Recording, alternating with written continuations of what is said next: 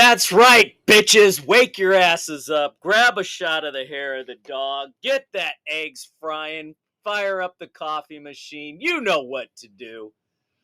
It is time for Sports Frenzy 2.0, the weekend edition, your favorite politically incorrect pop culture podcast. This drops June 22nd, 2024.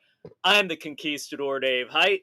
And I am the maestro, Kevin Crane. Glad to have you aboard as always. And what do we start with? We got the devil horns out, kids, because it's time for rock and roll here on Sports Frenzy 2.0. We've got a new album review for you and a bunch of new songs. I'm going to propose something to your Uncle Dave when we get to the songs. I think, even though we've only got 3, I think just to cause some dissent, some controversy, some fun, we should rank them. We should rank them. But before we get to that, let's review our album of the week. Mike Campbell and the Dirty Knobs, Vagabonds, Virgins, and Misfits. And of course, for you kids out there who do not know or understand who Mike Campbell is, Mike Campbell was the right-hand man for decades for Tom Petty in the Heartbreakers. He was the lead Heartbreaker. And it is scary, creepy how he has inherited the sound of Tom Petty. He sounds like Tom Petty in many instances on this album. Yes, he does. It's crazy. Now, this is the 3rd album from Mike Campbell and the Dirty Knobs. We reviewed a few years back External Combustion. Now, opposed to the other albums we have been going through over the last year or 2 years, I will say this might be an opposite.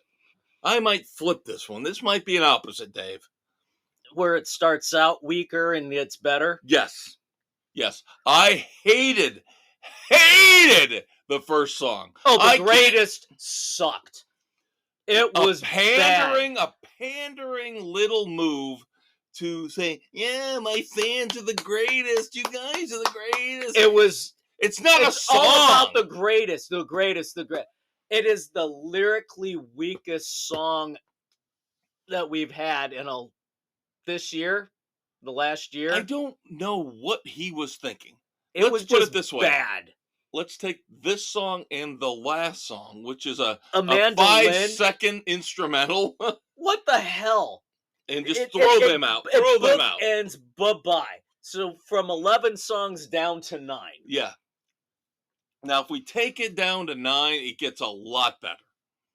It does. Now, I will still say that the next 2 songs at the top, which are the first 2 singles, right, Angel of Mercy and Dare to Dream, are probably the weakest 2 songs. Probably, but they're still I know decent. Which one you're going to refute me on this, but Hands Are Tied, I will say, is the weak link. Are you fucking kidding me? Are you kidding me? Hands Are Tied? Not a fan. That's my favorite song on the album. Of course it is. It sounds like a Tom Petty song. No, that is not the weakest. That one I thought was okay. No, the weakest was Hell or High Water. That's the one I figured you would go with. Hands Are Tied. Hands Are Tied was okay. I had my pen in the wrong location. Okay, that's what she said. Although I would like to give you more credit and say it's a little bit bigger than a pen. Yeah, a little bit. But yeah, Hell or High Water was the one I figured you might. That was. I don't understand. In terms of music legends, I don't understand why everybody loves Lucinda Williams so much. I don't get it. I think she has MS, so they throw it out there. She's like the musical equivalent of a handicap sign. Sorry, but it's true. I think it's true. I think that's why she gets a pass. She's not a great singer. She is not. There's no reason to have had her on this. Now, I didn't think the song was that bad. It wasn't that bad. It was just the weakest on here. Now, you hit So Alive, track 6, and then things start to rock Oh, it up a So little bit. Alive was very good. Shake These Blues was decent. That was a nice little ditty. I enjoyed Innocent Man. Had a good riff. It did. That riff was fantastic. Very interesting riff. Yeah. Yep. Don't Wait Up was good. And that, of course, features Chris Stapleton. Yep. And then the new drinking song, My Old Friends. A song that George Thorogood would be proud of. Yes, he would. This was fun. This was a fun way to go. It should have been the end. They should not have put that little instrumental Amanda Lynn. Like, yeah, what that? What? Why? It's not even close to being a song. No, it's like 40 seconds of instrumental. Is it not even 40? Even. Not even. I thought it was like 4. It's something like it was crazy short. And I'm like, why? Yeah, there was no point. No, but I thought you take these bookends away, these terrible bookends away, the greatest, and then this Amanda Lynn, which isn't even a song. No. Just, I agree, pathetic. Just take it off completely. Not bad. I kind of No, it wasn't enjoyable. I liked listening to this other than those two. Yeah. Yeah. I will give it a solid 2.5 frenzies. Yep, solid 2.5 because of those two things being in there. If you could have replaced them out, I might have gone a little bit more. Yeah. Yeah, but here's the thing. You take those 2 out, you're down to 9 songs. Which you can't, it's not a good album. It's not a full album. A full album. No. So you got another song or two in there, a full song or two. Not this crappy ass tribute to our fans. Or this little 5-second-ish instrumental. No, I did not. I really didn't like that. That offended me. Yes. Even more so than the first song. Yeah, I know. I'm like, all right, let's see what Amanda Lynn, what kind of cheesy ballad. It goes in and out. Yeah, it's like literally in and out. That's how quickly the song comes and goes. Just as the riff, as you're starting to get to the riff and expecting the lyrics to kick in and it shuts off, I'm like, what the hell? Yeah. I had to go back. That's a waste of time. It's a waste of time. Yeah. In an otherwise pretty good album. Yeah. It could have been a solid 3 with 2 other solid songs. At the beginning and at the end. Yeah. Yep. But yeah, the middle is, this is why I say it's different. It's different than what we normally review because we're looking at normally at the first half is strong. Usually the first 4 songs, 5 songs are solid. You get a couple of, you get another bump up and then it falls off again. Right. And this one seems to be start off a little weak, a little generic, and then take off. Kicks in and then, yeah. But it is spooky how he sounds much like Tom Petty. Yeah, it's frightening. Yep. And I'm still shocked you didn't. I loved Hands Are Tied. It was okay. That was the moment when he is channeling Tom Petty. It was okay. I wasn't wild about it musically. I'm shocked. That's okay. I'm going to end up trying to pick a fight with you for the rest of this episode. We'll just try to fight. And that's why I wanted to rank our 3 songs for the week. So, we have got The Offspring, we have got Myles Kennedy, and we have got Deep Purple. Where do you want to go? Top to bottom, bottom to top? What'd she say? Now, I would like to go bottom to top. Okay. So your worst to your best. Pick your number 3.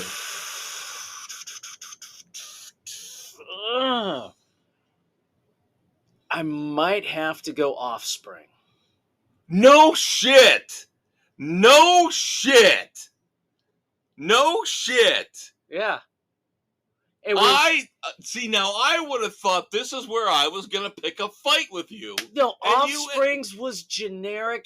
We've heard this before. But you said last week you loved it. I did, but listening to the other two, it's the weaker of the three. Can I point something out to you on this song?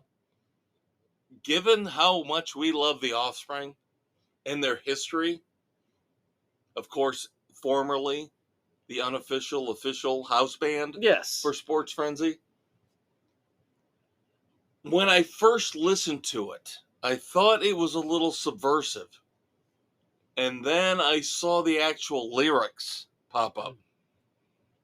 And you got that girl's voice, you know, like give it to me, baby. One of their past hits. And this one we get, all I want to do is fly away with you. And I thought for the Offspring, it would have been much better if she had said, all I want to do is to violate you. Yeah, that would have been better. That would have been an Offspring song. That would I would have been all in, down with it. But all I want to do is to fly away with you? What are you doing to us? This is not the Offspring. No. This is not the Offspring. This is a kinder, gentler Offspring. We don't want that. No. And that's why I didn't like it. This seems like it's a very mellow. The first time I heard it was in a group setting. It was in the background. I'm like, okay, I dig the riff. It's a comfort riff that you would expect. But then you get into vocals and the lyrics, and the lyrics are like, it's lacking. This is where they tend to go sometimes. Yeah.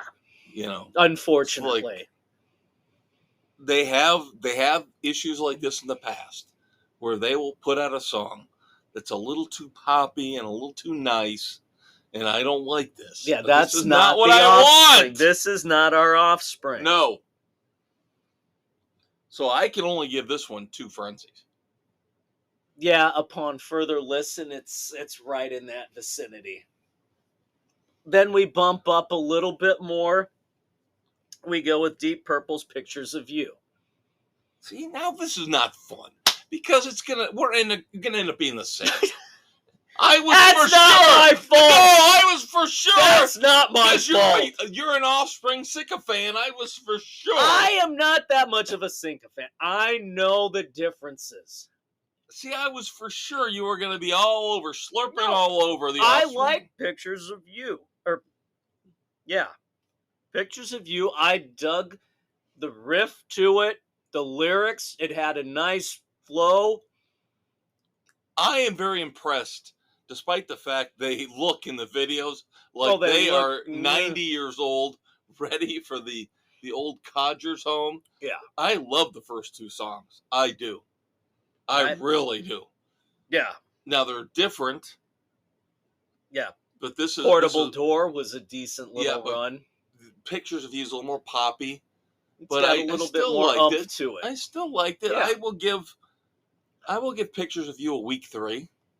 Yeah. A week 3. Strong 2.5 to week 3. Yeah. And then the man, the hardest working man in rock. He is awesome. He is so awesome. He does not get the credit he deserves. One Miles Kennedy.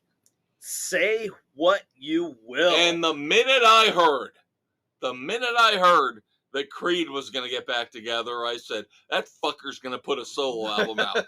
You goddamn know he's going to do something. Yeah. He will not let a calendar year go by without doing something. Whether it's with Alter Bridge, Slash and the Conspirators, or a solo album. Yeah. And so here we go, solo album. I love Say this What You Will. This is so good.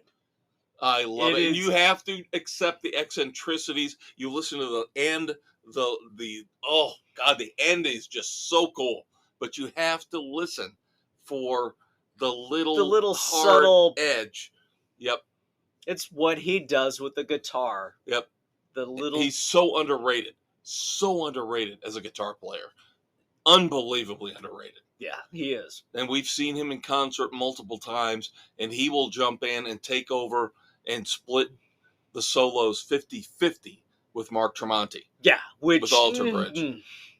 I mean, you're going toe to toe with a rock god, is what you're doing, and he can do it. Yeah, he holds his own very well.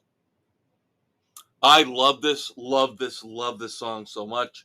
Cannot wait for the full album coming out in October. 3.5. 3.5 in agreement. 3.5 frenzies. See, this sucks. This sucks. It's not my fault. God, because you're actually listening to the music and being observant. Usually I am. I really thought you were going to be all creaming all over the No, Offspring. it wasn't all that. Again, I should be writing their music. We should be writing their music. Again, we have to do everything for everybody. We can't. It's physically impossible. All I want to do is to fly away. No! All I want to do is to violate you. I'm telling you. That's what I thought I heard the first time I listened to the song, because I was thinking, it's the Offspring. Yeah. It's got to be something but vile then and again, crude. We've right? heard, yeah, we've heard these riffs before, though, too. That's why I was depressed and Yeah. disappointed by what I got. Yeah. It was not even quite Offspring comfort music. It was like just a lazy throw in. And that's bad, considering this is the first single. I know. That does not bode well. No. Now, the last album was really good. I liked it. So maybe, hopefully. And they still had a couple clunkers on that. Yeah. So hopefully this will be the lone clunker. We'll wait. We just have to accept the fact that we will never get burn motherfucker, let the motherfucker burn ever again. Slim Pickens does the right thing. They were on their game. Underrated, greatest song ever by the Offspring. And my boys will agree. Yep. All right. Next week, don't have an album, but a couple songs. I don't know if I should be really happy about these. Normally I would be. Normally I would be like ecstatic with these two songs. But we'll see. New song from Def Leppard. Just Like 73. I don't know if this is coming from a new album. I don't know if this is a one-off. I did not mention this last week, but they did a very cool thing where they actually put a phone number out there. Really? 2 days before they released the song, where you could call the phone number and listen to a snippet of the song. And I did it. I had to. Actually, it started playing at the end of the Miles Kennedy. It started and I heard the bit, but I had to stop it short because I had something else to do for my son. You never stop short, Dave. You know that's the whole Seinfeld rule. I know. You never stop short. No, but I actually called the number, and it says, press 1 if you would like to hear a sample of the new Def Leppard song. You get like a 10-second lo-fi, complete lo-fi snippet of the song. But now it's out. Now it's out. And it's all its full glory, so. We will have that for you, kids. Oh, boy. This one hurts. This one really hurts. Because I think we've lost them. Oh, no. I think we've lost them. Oh, no. The Black Moods. Oh, no. We had issues with their last song. Remember? Heaven? Yes. Remember that? Yes, that was not good. New song is called Sugar. And I don't know if it's an improvement. I think we've lost them. I think you're killing me, guys. I think they decided that they weren't making money with the straight-on awesome rock and roll that they were doing, that brought us in and made them, again, one of our unofficial Sports Frenzy house bands. And now they've gone off like a U2 freaky weirdo band. No bueno. Thank God we've got the Rival Sons. Yes. Again, who we will be seeing and reviewing in a couple months for you. That's right. So that's what we got for you in music next week. The Black Moods and Def Leppard. Let's do movies. What do you think about movies? We'll do movies, books, we can do movies, TV and streaming. Yes, let's go to the movies, shall we? Is he John Wick? Is he not John Wick? What is he? He is Monkey Man. I will say the first hour was kind of slow in the build.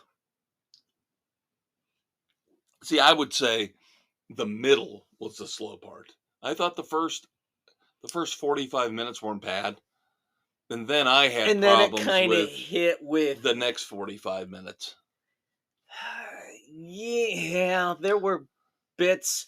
I started Nick and I, Connor bailed on us, but Nick and I started watching it last night.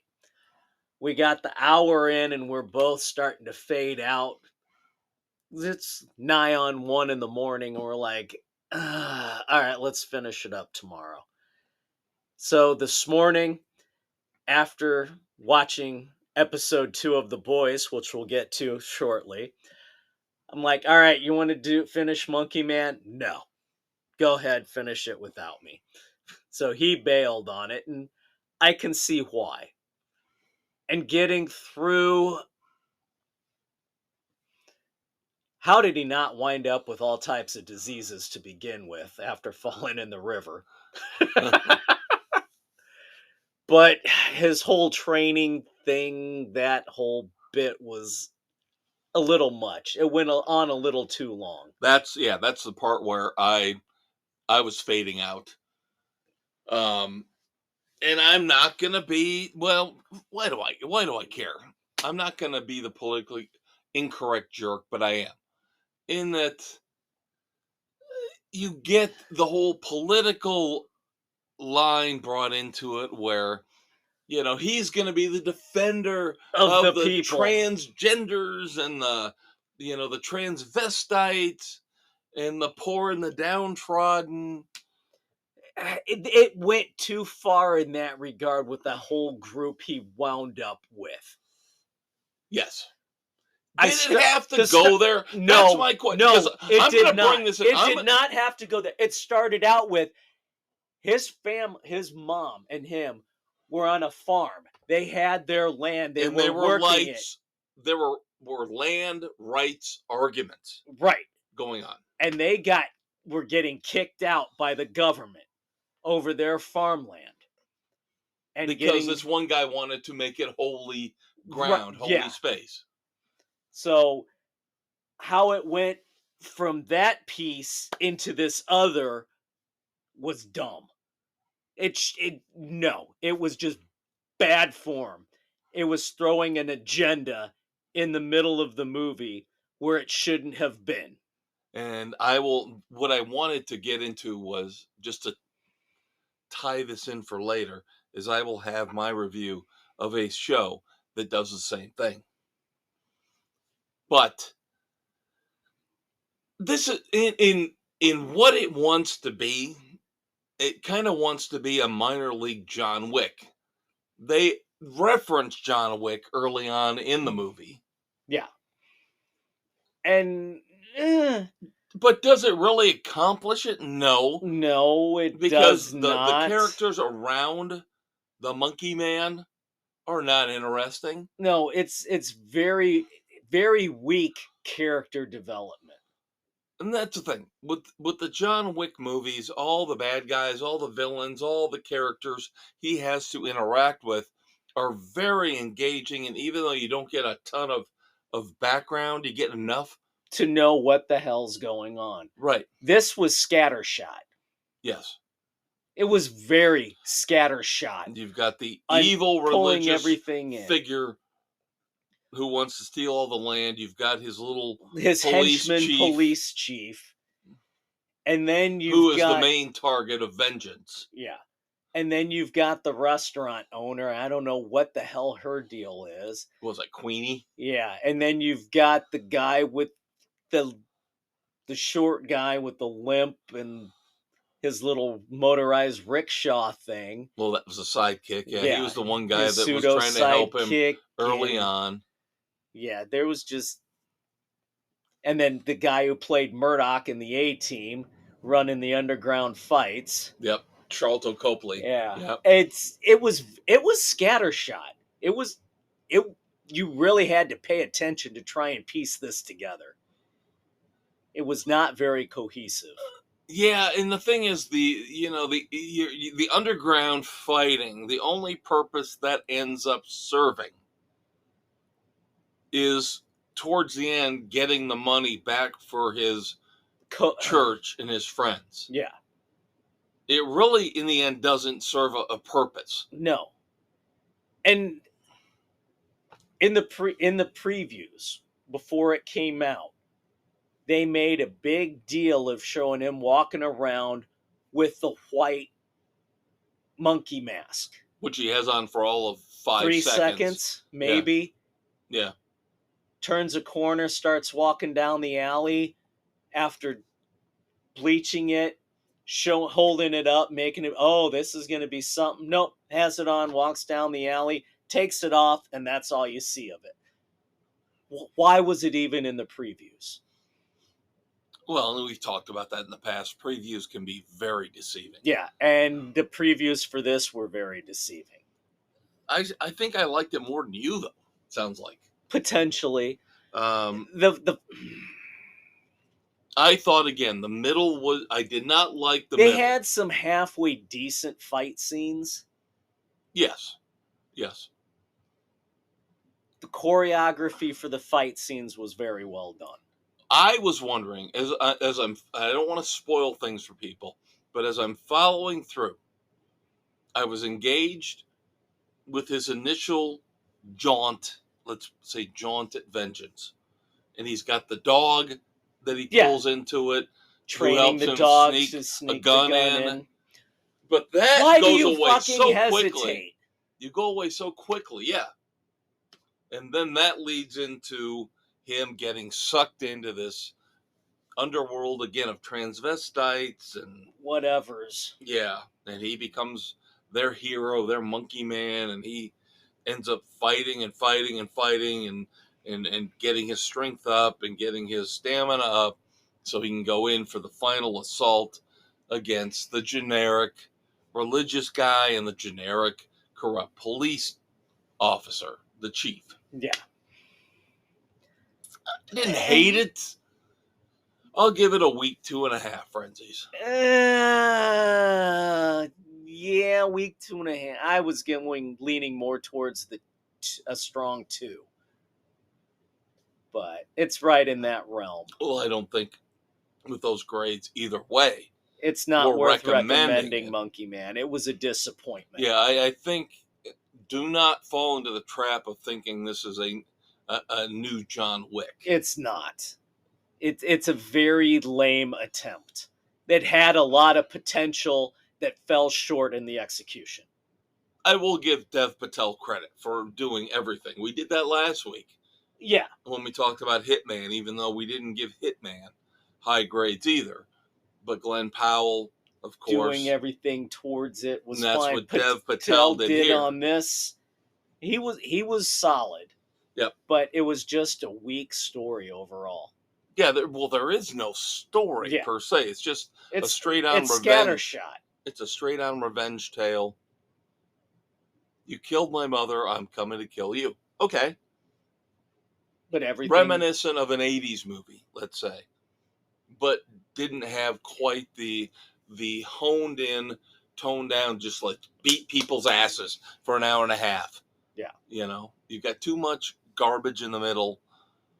It's just over 2 hours. It could You have to find your roots. It could have gone an hour and a half, hour It was 40. long. You're right. It was 2 way hours too was long. too long. 2 hours was too long. 2 hours is too. Yeah, you could have shaved 15, 20 minutes off of this easily. Yep, absolutely agree with you on that. All right, so I wish I had better news for you with my other movie review of the week. This one's solo. As your Uncle Dave and I, of course, both watched Monkey Man. This one goes back a few years. If you guys remember, I reviewed a movie called X with Mia Goth, which was set on a farm in the 70s where a bunch of young kids were, and Jenna Ortega, of course, this, she's in Wednesday. She's this hot young actress now. She's in this as well, where these kids were filming a cheap porno in a barn on a farm, and it turns out that there was a really sick, twisted, crazy old woman who was a serial killer who ended up owning the farm and the barn. And so we get kind of a slasher pick thing going on there. So now this is a trilogy. So now the second of the trilogy, the third, Maxine with 3 X's, is coming out here in the movie theaters in the next week or two. Pearl is the second. Pearl goes back in time to explain the backstory of the psycho old woman. So the psycho old woman's name is Pearl, I take it. Yes, and it goes back to the post-World War II days. And we go back to the same farm, and we see how Pearl is brought up in the awful, terrible environment. She's got a father who is disabled, barely functioning. The mother is overbearing and, of course, won't let her do anything.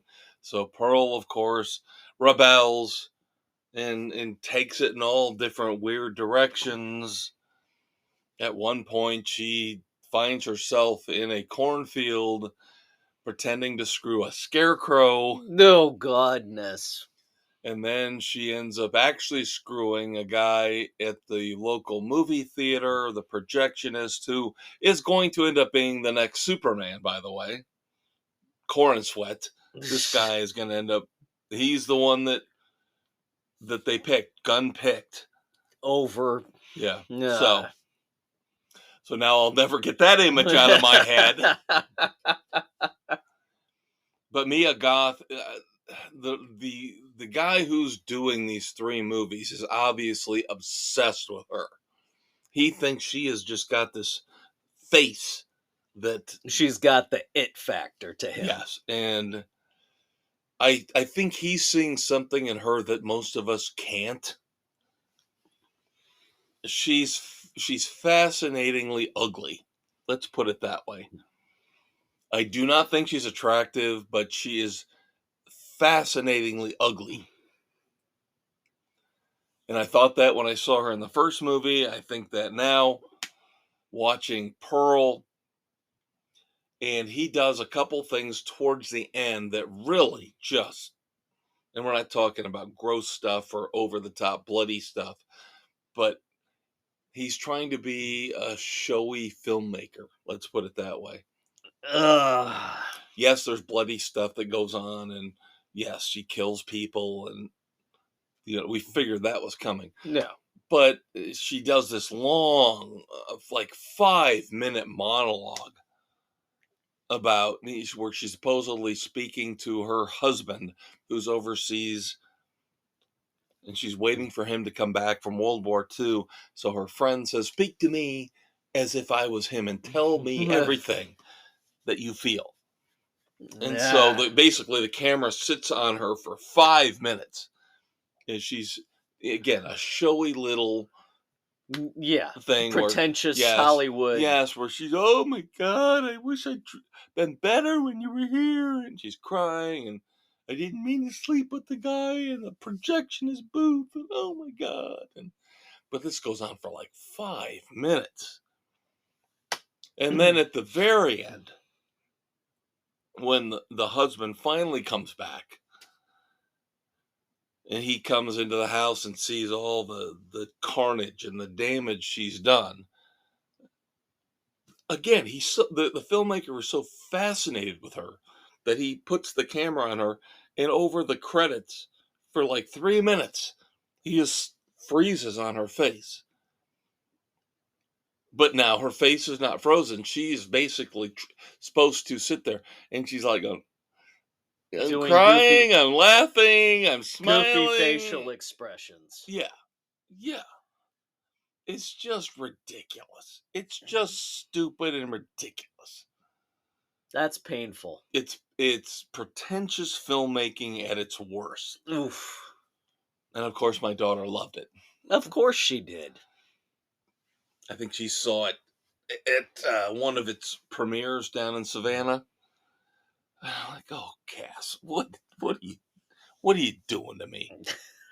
Where did you go astray, child? I try to get her to watch good movies, but she will always just say, poo-poo, father, poo-poo. I will watch this pretentious crap. BS. Yes. This is I'd say a 1.5 at best. Ooh. 1.5 frenzies at best. So skip part 2 of the trilogy. Yeah, I think X was better, just because it was more of a pure slasher movie. This one doesn't really have much, and you get to the point where you go, I don't care about this character anymore. I just don't. There are just some things that you just don't need to worry about. Would I be interested in the origin story of Jason Voorhees or Michael Myers? Yes. Sure. But or even Leatherface from Texas Chainsaw. This character doesn't have the cachet where I can really sit down and go, yeah, tell me more about Pearl. Because the first movie didn't do all that much, didn't make many ripples at the box office. So why am I supposed to care now? And when Maxine comes out, why am I supposed to care? Yeah, there you go. You got books. I've got books. Finally, after over a month.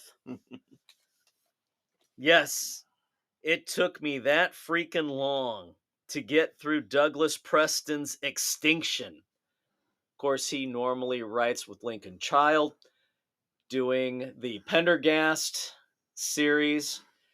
They do go off on their own, and normally their solo stuff is solid. You can blow right through them. They're great, awesome writing, character development. Extinction, it was very tough to get into. You tried to get into it and had difficulty. Yeah, I've already put it aside. Yeah. So now I did it because there are better books out there. Yeah. So I'm muddling through. Finally, 130. Usually my rule is if it doesn't have me by 50 pages, I bail. There was I held on a little longer because it's Preston. Usually I'm waiting for it to kick in. Finally, page 130, it takes that turn that piques my interest and gets me going to find out, all right, what the hell is going on in this valley in Colorado where they've de-extincted woolly mammoths, a giant ground sloth, a rhinoceros type thing, and they have their exclusive lodge. You can go out on with guides right up to them because they've taken all the aggression out of the herbivores. Okay, this married couple, son of a rich guy and his wife who's an Olympic athlete, they're murdered almost right off the bat. Thank God, because they were awful. They were awful irritating, awful, pretentious characters that I hated. Yeah, so you get your Colorado Bureau of Investigations female lead on her first real case. She's terrible. Annoying. You got the local sheriff he's got potential there, trying to work through it with the security in the valley, and it does pick up a little bit. There's a twist on who the murderous group is.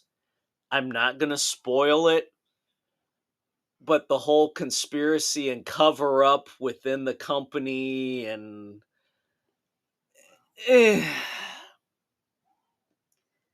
it's a very weak 2.5.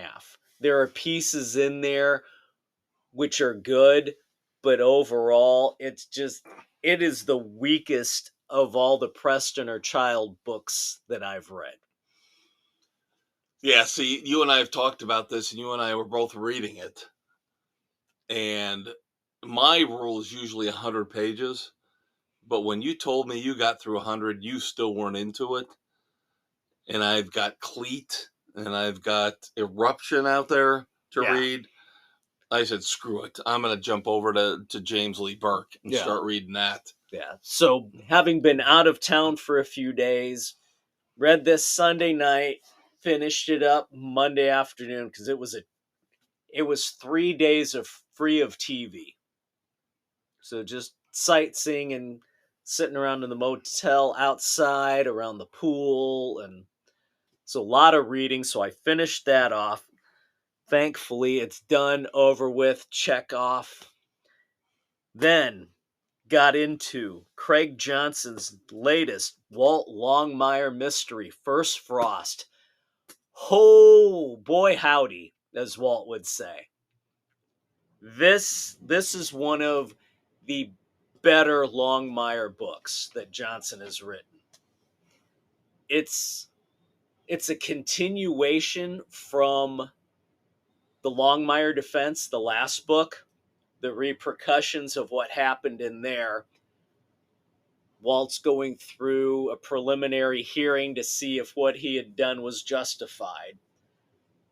But at the same time, it's going back to post-graduation for him and Henry Standing Bear, their road trip from California to their respective Army bases, Marine bases, where they're going off to Vietnam.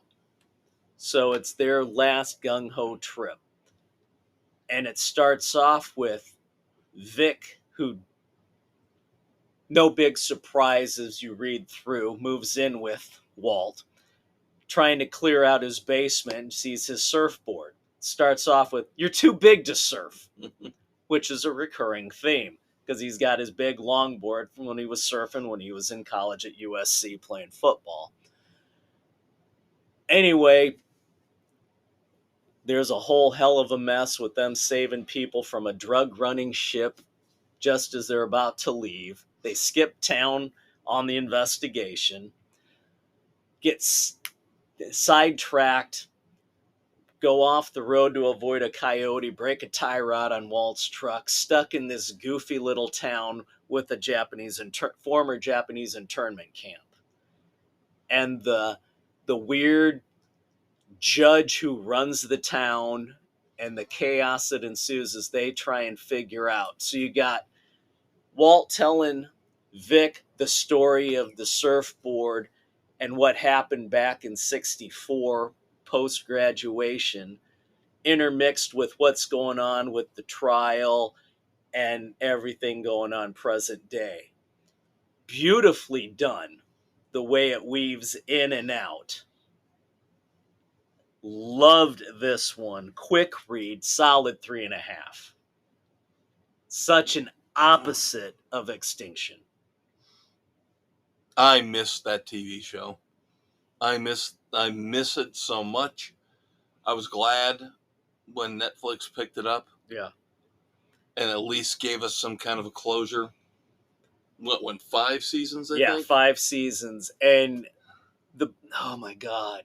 The show was great. The books are so much better. Yeah, and I know I've got a. These are quick reads. I've got them all sitting in the closet. You could knock them out as quick as you could knock out a Spencer.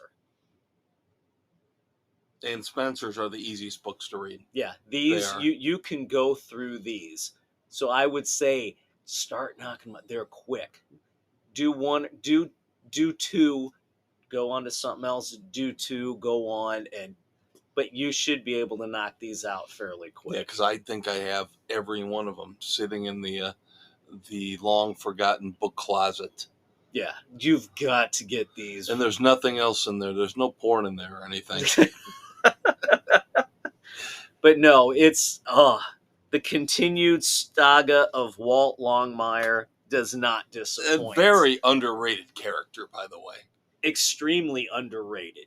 Such a phenomenal character, whether we're talking literature or streaming. Yeah. So I cannot recommend First Frost enough. Extinction, if you get to it, you get to it, but it shouldn't be high on your list. If it took you 130 pages to finally get into it. Yeah. It was a rough go. Like I said, it took me almost a month to get through it. All right, let's do some. I think this is kind of becoming our pattern now. So once we get through music and movies and books, let's do our pop culture news of the week. There we go. All right. The Marvel Universe is in disarray yet again. Shocker, isn't it? Well, Disney's in charge, so. Not really. Tell me if you've heard this one before, Dave. Blade has been delayed yet again. No. Director Yann Dimanche. Isn't he like the fourth director? I wouldn't say fourth, but pretty damn close. You've had like 3 directors, 5 writers. Yeah. So he has exited. So this is going to push it back, what, a 4th year? Probably 2027 now. Because it was supposed to have been out originally last year, wasn't it? I think this year. I think it was supposed to be out this year. Originally, I thought it was 23. Could have been. And of course, you've got to wonder how much longer Mahershala Ali is going to keep committing to this. Yeah, they've got to cut bait on this. They've got to, because it's how done. Is this, if they're going to have a continuity, if that's what they're shooting for, this is going to hold up everything. Now, does that mean they write this out? And have it a standalone? We'll see. Disney has effed up the Marvel Universe so badly, it's not even funny. Yeah, we know that. We fucking told you so. Yep. Thank God, at least it looks like they let Deadpool go on its own. Just let it ride. Deadpool and Wolverine looks awesome. Just like Guardians of the Galaxy. Yes. Because James Gunn had his last say. Hurrah there. Yep. I know you're going to be looking forward to this. I know you are. If you could buy tickets right now, Dave, I know you would. Why is my eye starting to twitch? Because I know you can't wait for the fact they're rebooting An Officer and a Gentleman. Why? And it's going to star Miles Teller because everybody loves Miles Teller. I never saw the first one. Why do I care about a reboot? Exactly. Now, this one I am interested in your response to. This could go either way. This one could go either way. Because I know you love racing. I love racing. We like a good racing movie. We do. Brad Pitt's Formula One movie that they've been filming here over the F1 season, they've been actually setting up, you know, crews in the pits. Trying to work through, get the footage. It's coming out next summer, June the 27th. What's this one going to be called? No name yet. No name. Untitled. It's an untitled Brad Pitt F1 movie. This could go either way. Is it Days of Thunder? Is it Grand Prix? What is it? Yeah, you really don't have much middle ground. It's either brilliant or it sucks. Or is it Talladega Nights? And we'll get to that. We'll get to Will Ferrell in a moment. Now, good news and bad news. Good news. What do you want? Good news or bad news? First. Oh, let's go bad news first. All right. I need to end on an up note. Tom Hardy. Of course, he's got this movie coming out called The Bike Riders. I don't know how I feel about that, but it does not look like it's going to be that good. But someone asked him the question. Will you be? Forbes magazine, pretty respectable source. Are we going to see you returning as Mad Max for the Wastelands? And he said, I don't think that's going to happen. Because Furiosa did not do well. And that put the kibosh on the Wastelands. That's not right. That's not fair. You know that, and I know that. But Hollywood's bullshit thought process. We didn't want Furiosa. We wanted another Mad Max movie. Yeah, we get a female protagonist. How'd that work out for you? And of course, Charlize Theron bashed him and said he was difficult to work with. Maybe he didn't want to work with you because you were difficult. So now, I can't believe we're done with Mad Max. We can't be. There's no way in that. There's so much more to be told. And I think it needs to go. They were going to fit this one in, the Wastelands, in between Furiosa or Fury Road and the Road Warrior. Right. How about we go forward? An older Mad Max. Bring Mel Gibson back. Yeah, let's see Mel back as Max. After Thunderdome. What happened after Thunderdome? Yeah. Come on. That's what we want. Once again, Dave and I have to do everything. What happened to Raggedy Man? The good news. The good news. The good news. Resident Alien has been resuscitated. Yes! Season 4 will air on USA Network. All right. There we go. So NBC keeps it in-house. But as long as we get some kind of resolution. We need closure. Not right or left. That would have been the bullshit. The classic Terriers conundrum. Oh, one last thing. Did you like Spaceballs? It was okay. It was enjoyable. It had its moments. They're making a sequel. It took them fucking long enough. Yeah, Mel Brooks will be producing for Amazon MGM, but it's starring this guy. I don't get why everybody thinks this guy is such a big Josh Gad. Why does everybody think this guy's so great? Josh Gad. That's what I'm saying.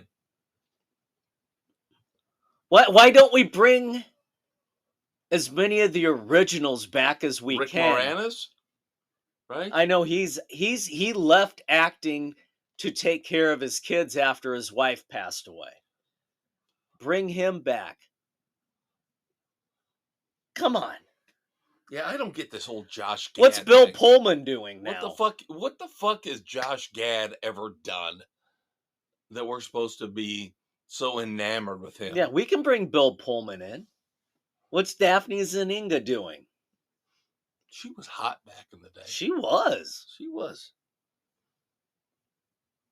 And by the way, my WWE recap for the week.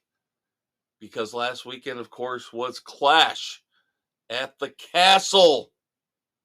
we have new women's tag team champions, Alba Fire and Isla Dawn, which shocked me. Did it? Because I thought they were going to let Bianca Belair and Jade Cargill have those belts for years. Honestly, the most dominant female tag team I've ever seen. And they only had them for 3-4 months. Wow. So, and at some point, maybe they learned their lesson from the Roman Reigns fiasco. And at some point, Dave and I are going to go to see a live taping of Raw or SmackDown. Yes, we are. It might not happen for a year, might not happen for a year and a half, but we will. We will be there. And then, because of what happened, this is overseas. And of course, Fire and Dawn, that was kind of like the home crowd thing, because this was over in Scotland. So he had a bunch of matches featuring Scottish, Irish, Great Britain wrestlers. So that's why when they won the tag team titles, I guess I wasn't supposed to be surprised, but I thought the shoo-in was going to be Drew McIntyre beating Damian Priest for the championship, the WWE Heavyweight Championship. And then CM Punk interfered. But here's the interesting thing. For those of you who have not watched Monday Night Raw, Drew McIntyre quit. He walked out to the ring. He said, "Screw this company. I quit." Wow. Dropped the mic and left. So I have not seen any confirmation one way or the other. Intriguing. Yeah. Now, a month ago, 3-4 weeks ago, AJ Styles pulled this shit, saying he was going to retire, and then he turned around and walked back. Yeah, he jumped Cody Rhodes, and it said it was all a ploy to get a shot at the title. So we'll see what happens here with Drew McIntyre. All right, so I have watched 3 episodes of The Boys. I have watched 2. I don't think I've got anything to really spoil for you. What are your impressions so far, though? Kind of mixed. Yeah. It's had some moments, and other times it feels like they're trying to stretch it out too much. Yeah. The season 4 should have been the wrap on it, instead of stretching it out to 5. Well, I think we got to see where it goes before we can say that. But the storylines that they're putting out there in season 4 aren't pulling me in.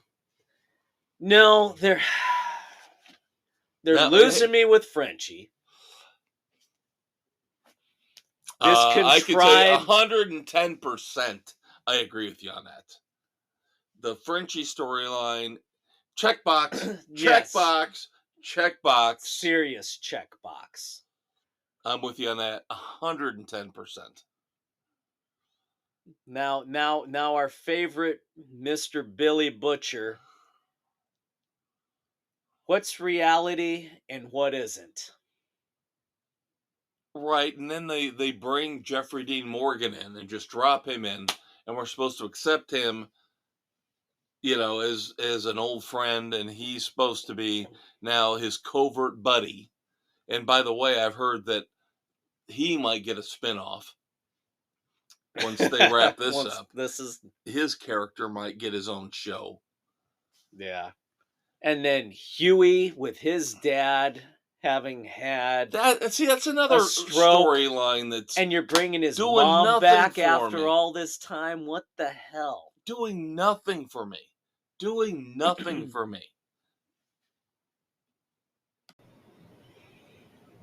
All right, so I don't want to spoil anything for your Uncle Dave, since he has not seen the 3rd episode yet, but I will say this. I don't know how I feel about the 2 new characters. Firecracker and Sister Sage. Yeah, I know.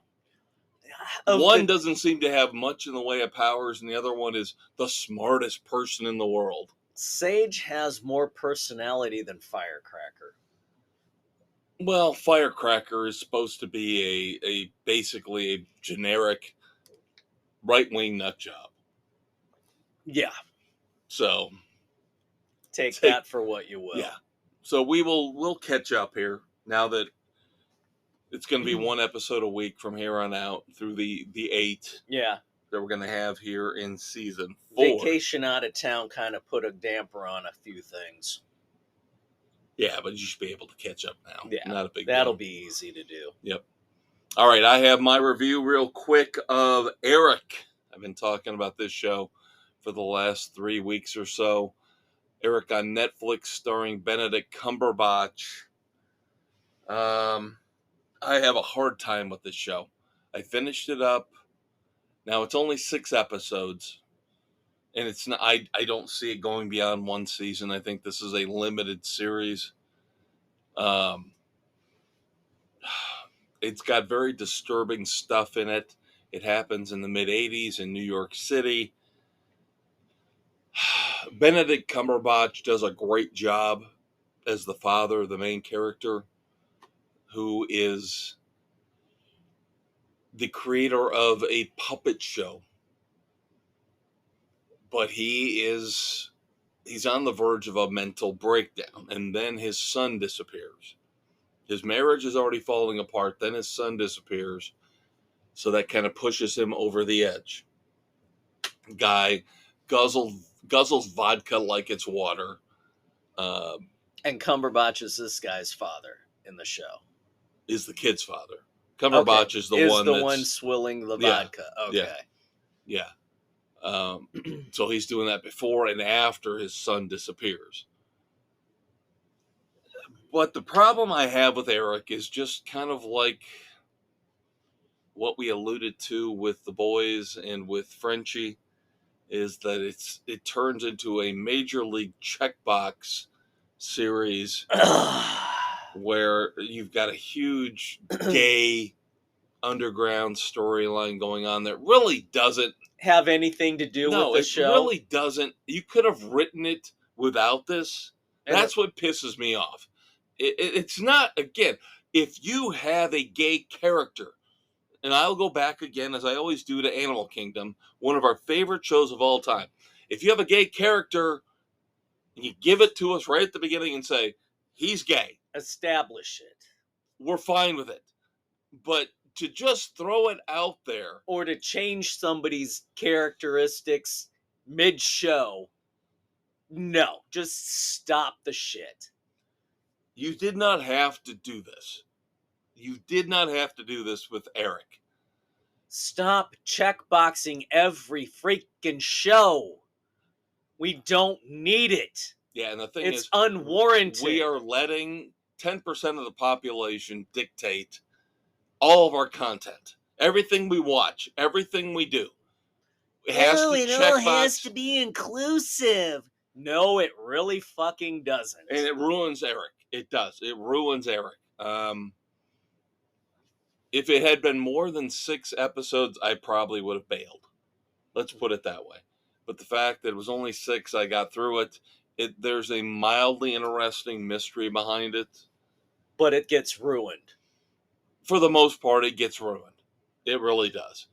And can I just point out, and this is where I'm going to piss more people off, and I don't care, but the mother, Benedict Cumberbatch's wife, the mother of the missing child in this, Gabby Hoffman, has got to be one of the most unattractive women on the face of the earth. My God, she's just nasty. I mean, big black bushy eyebrows, and she's probably in her 30s, looks like she's late 50s. Oh my. Yeah, just not attractive at all. I'm like, Sherlock, You could have done a lot better. What are you doing here, dude? I will give Eric overall.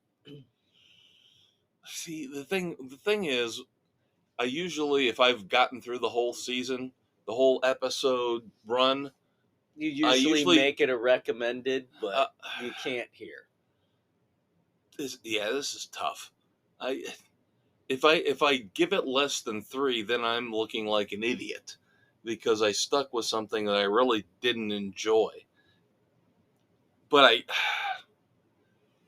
I got to give it a 2.5. I've just got to. I can't give it a 3 because again, all the checkbox bullshit. And is even 2.5 too high? No, it is. It's definitely 2.5.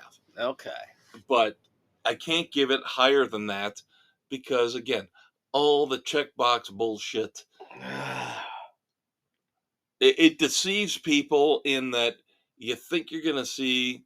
You think you get one thing, but they bait and switch you. Yeah, you think you're gonna get you get a bold child abduction murder mystery type thing, and you get half of it guys kissing and sleeping together, and I don't need that in my life. Point to that.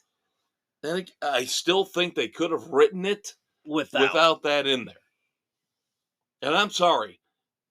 The Rainbow Warriors can come after me all they want, but this is bullshit. They didn't need to do this with this show. They didn't need to. They just didn't. And it would have been better without it. So there you go. All right, moments of silence. Now, Dave and I always talk about bit actors. Those guys who always hang around in the background in the shows in the 70s and the 80s. Yep, where you go, oh, that guy. And we're usually pretty strict about who qualifies and who doesn't. But I think we've got a couple this week. Tony LoBianco, who starred in The French Connection. And then later on starred in the follow-up, The 7-Ups. Yep. With Roy Scheider.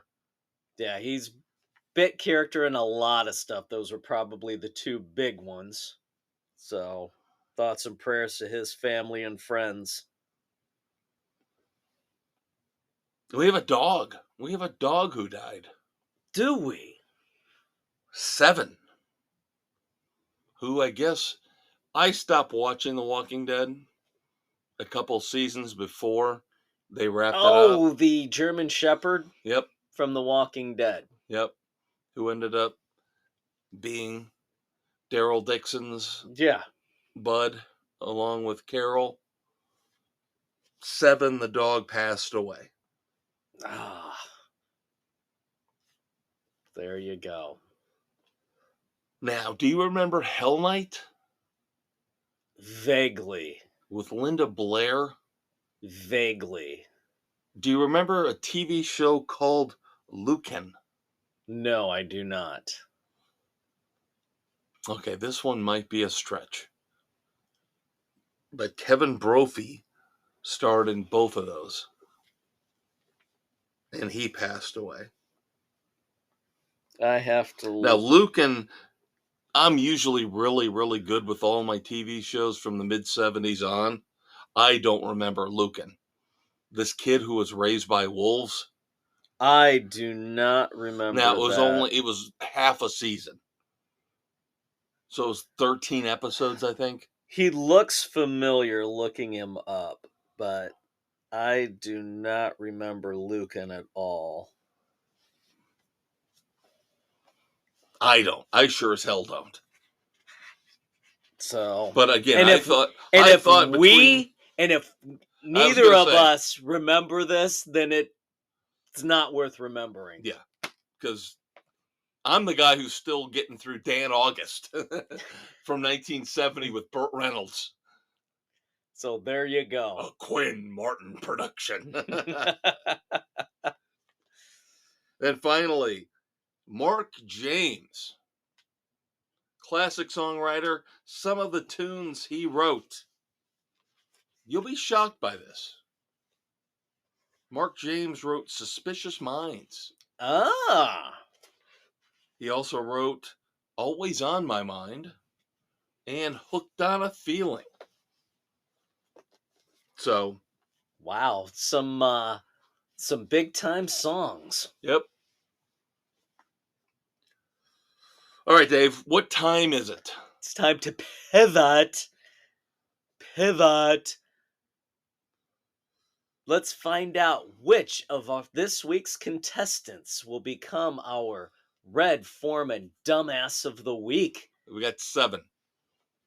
And we've got a couple involving insurance, believe it or not. Insurance this week. Now, you've got a dog, Trixie. Yes. Who used to love me and now hates me. And I don't understand why. Because you haven't been around often enough. She loved me when I first came over and she was a little pup. She loved me and now she hates me. Gotta come over more often. Well, Nationwide decided to screw over a bunch of animals that had pet insurance. Ooh. Nationwide dropped pet insurance policies for 100,000 animals. Wow. This week. That is not cool. Yeah, now they're claiming various reasons why. Well, the state isn't going to allow us to have this policy anymore. Oh, bullshit. Yeah. A lot of people are saying, no, it's just because you don't want to deal with the rising cost of the vets. And a lot of these animals are older who need more care. This is absolute crap. It's not right. You can't, if you don't want to take on new policies, then that's don't. one thing. But you don't do cancel. not drop those who have been with you with those for a time. Not cool. Nope. But, oh, this one you're going to love. This one you're going to love. Geico. Geico is being sued. And this has actually gotten all the way to federal appeals court. Geico is being sued by a woman who contracted an STD. From the gecko? No. From the caveman? A 3-way? Did she get pink eye? She got an STD in a Hyundai. Of course, the man who owned the Hyundai was a Geico customer, had insurance. She's claiming that because she contracted the STD in that car, and believe it or not, it got so bad, she got brain cancer. She's claiming that Hyundai and Geico should cover all of it. Oh, bullshit! Because it happened in a car. That was covered bullshit. By Geico. This is one of the major flaws with our legal system, that stupid fucking cases like this gain any traction and are not thrown out immediately. Yeah, they're saying that this is absolute shit. They're saying that the state where it happened did not clarify their policy enough. Oh, bullshit. Because it happened in a car, it should be covered under car insurance. No. She slept with the wrong damn person. Can you imagine if this goes through and she wins? Oh my God, Anything that happens in a car. This is worse than the fucking McDonald's coffee case. Well, think about this. So does that mean if they slept in a house together? That the homeowner? Yeah, the homeowner's insurance is supposed to cover it? That she got the STD? Oh my God. Isn't that the logical next step? This is fucking stupid. Oh my God, this is so bad. Seriously. This is awful. So now... What? Oh. The lawyer who took this case should be taken out, drawn, and quartered. Again, this has made it to the federal appeals court level. This is ridiculously stupid. It should have been thrown out right off the bat. Yep. The lawyer should be disbarred for taking this case. Oh, this is something we talked about on the sports edition, but I just want to bring this up again because I think it's stupid. Women in Gen Z like hot rodent men. So we talked about this with Rory McIlroy in the sports edition this week. Yeah. And of course, this includes Timothy Chalamet and Travis Barker. Don't get it. Don't get it. Don't like it. Don't like it. Don't get it. Not good looking dudes. Marvel has sold out. Go figure. Considering again, now they're owned by Disney. That was the first sellout. Now, I used to be a comic book geek, right? Right.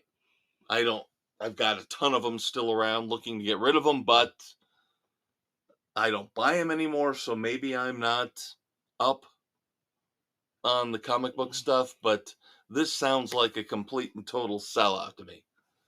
Variant covers are coming out in this next month or two by Marvel, featuring their biggest comic book heroes brandishing bottles of Coca-Cola. Oh, Lord. I believe 6 covers coming out here in the next month or two. Sellout for sure. And that's the thing. I get it. There's ads in comic books, in some comic books. Yeah, get your sea monkeys. Yeah, see, those were fun. Those were the fun ads. But now we literally have to have Coca-Cola on the front cover. So and we're going to act like it's a collectible? It's a variant cover. No, it's a sellout bullshit money grab. Terrible. Absolutely terrible. All right, the world's largest airplane pilot union. Say that 5 times fast. Has distributed a strict guideline policy pamphlet saying what words we need to stop using in the world of air travel. Air travel, yes. And number 1 on the list, Dave, we cannot say cockpit anymore. But they go beyond that. Even though the origins of cockpit are not what you think. They are not. It involves actual cockfighting. And it refers to an enclosed, intense space. Right. It does not mean, the male member. But of course, no, we need to get rid of that because of DEI. But they also throw in all the other requisite words. We cannot use manpower anymore. You have to say human power. And do not say father and mother or boyfriend and girlfriend. Because you are not including the gays and the non-binary. The hell with them. I'm sick of this shit. No, Dave, you're not inclusive.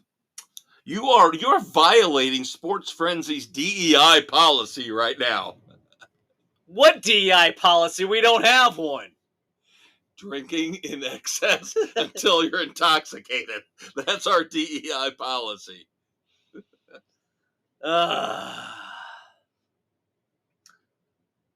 Hey, how about that Justin Timberlake?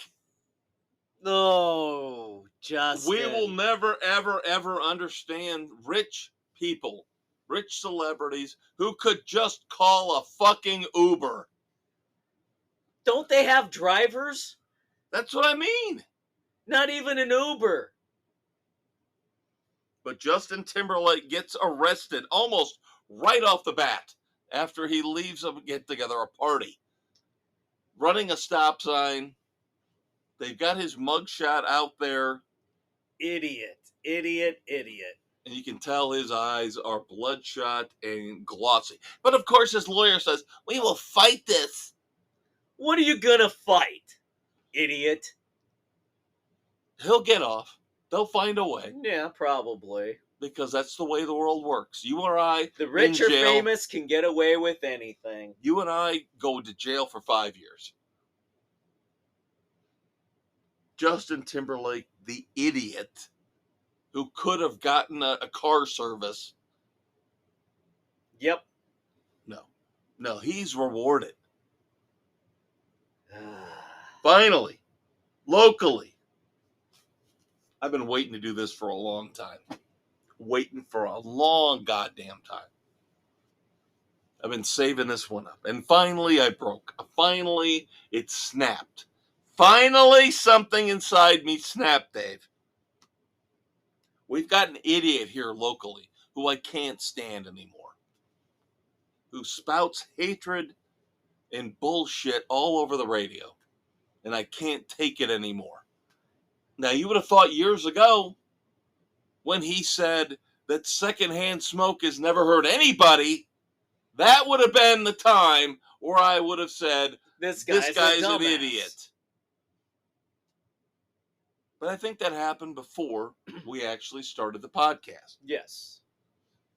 So I'm going to take something inconsequential that he said this past week and just call him out because I hate him. This guy is Casey Hendrickson on our local news channel. And we use the term news loosely. This guy is the biggest pussy I've ever heard in my life. He's ex-military. He's a tough guy. Yet he calls off sick every other week. Acts like he is the leader of the next right-wing revolt. And again, we call out left-wing, right-wing, Rachel Maddow, this guy, I don't care. You're all idiots. Middle is common sense. That's Extremes what we want. Are dumbasses. But this moron decided this week to say we should never, ever, ever expect real ingredients in our foods. And I was listening to him and I'm like, what is he talking about? Oh, now we just talked about frivolous lawsuits and we hate frivolous lawsuits. But a woman was suing, I believe, Kraft for she bought guacamole with no avocados in it. And that's not guacamole. That's my point. Thank you. I'm like, there's a point where you go, it's not guacamole if there's no avocados in it. And this idiot, Casey Hendrickson, is saying, you shouldn't expect real guacamole. You shouldn't expect avocados in guacamole. That's the way the world is now. No, you're a fucking moron. You should expect ingredients to make things as they are meant to be. Guacamole has to have avocados in it. Right? Yes. Thank you. I'm like losing my mind listening to this moron. Oh my God. This neo-Nazi fucknut moron talking about, well, do you really get strawberries in your strawberry ice cream? If it's the right strawberry ice cream, yes, you do. This guy must live a miserable life. Literally. With his little right-wing Nazi sycophants. And I believe last year you might have had an issue with him. Oh, of because course. He was one of the idiots calling for bannings of books and get them out of the libraries or move them. This is the problem, is that guys like this, if you want to say you're conservative, that's fine. But when you get a borderline neo-Nazi like this guy, then this fucktard doesn't know anything. Yeah, he's pretty brutally stupid. But no, he thinks he's the smartest man in the world. No, he's a moron. Oh, good grief. All right, so who is our dumbass of the week, Dave? Is it the woman suing Geico for the STD? Or the idiot radio host? Well, it could be the hot rodent men that Gen Z women like. Is it Marvel for selling out to Coca-Cola? I'm going with syphilis brain. I know. It's kind of easy, isn't it? It is. Yeah. For her suing because she got an STD in a car and wanting the car insurance to cover her medical, but that's just stupid. Gee, maybe you should have used protection. But there's somehow the car's at fault. No, I think the stupid twit who had sex in the car, not taking the necessary precautions, is at fault. Yeah, I got to go with you on this one. I'm with you 100%. This is just pathetic and stupid. The car insurance does not have to cover you because you had sex in the car and got an STD. He's the conquistador, Dave Height. He's the maestro, Kevin Crane. This has been the weekend edition of Sports Frenzy. And if you enjoyed it, because you can find us on Spotify, Pocket Cast, Apple, Overcast, Castbox, Amazon, Audible, and iHeart Sports Frenzy, baby. Otherwise known as iHeartRadio. Do not forget to check us out each and every Saturday morning on all of those platforms that Dave just listed. And you can always listen to us doing our sports rants, politically incorrect sports rants, on Thursday mornings, each and every week as well. So choose what you will. Choose what version. Both, but one or the other. Not neither. That is not an option. You must listen to us. Either Saturday morning, Thursday morning, you must listen to us. Preferably both. Well, yes, preferably. But until you listen to us again, happy trails to you. Say goodnight to the kids, Dave. Good night to the kids, Dave.